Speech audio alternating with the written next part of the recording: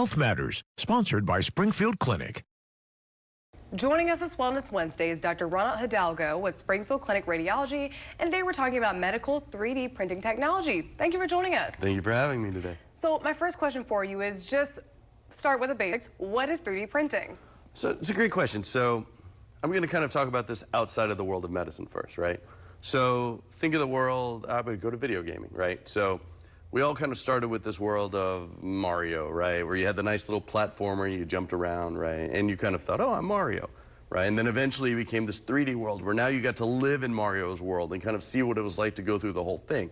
But ultimately, it was a two-dimensional representation of something that was three-dimensional. So you really weren't there.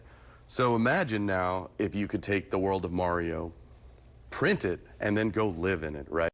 So now you could actually experience what it was like to touch the fire flower, touch whatever it is that you were doing, right? Become a part of it. And so that's exactly what 3D printing is for us in medicine and in general for anybody who's doing anything in 3D printing.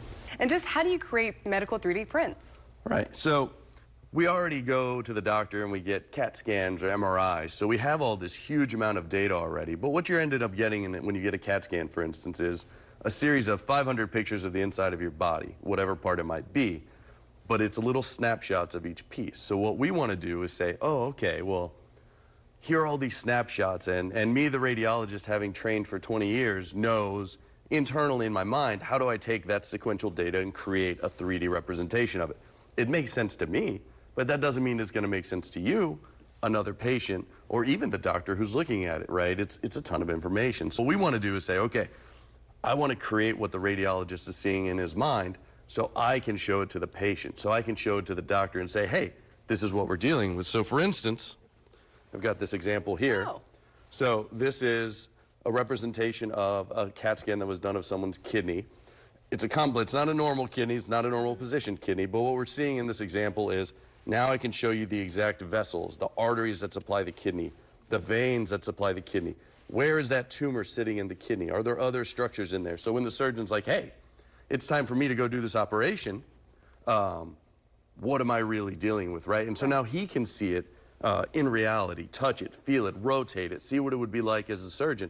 And the patient is now, well, they might be like, well, I didn't even know where my kidney really was. And now they could say, oh, that's what my kidney looks like. This is what's going to be taken out. So for them, it enhances their understanding of the procedure, enhances the physician's understanding of what's going to happen, and everybody walks away with less complications because everybody kind of has an idea of what's going on. Yeah, it sounds like that really plays a role in improving patient care. Absolutely. All righty, well, thank you so much for joining us and explaining just how all this works. Well, thank you for having me. I really appreciate it. Of course.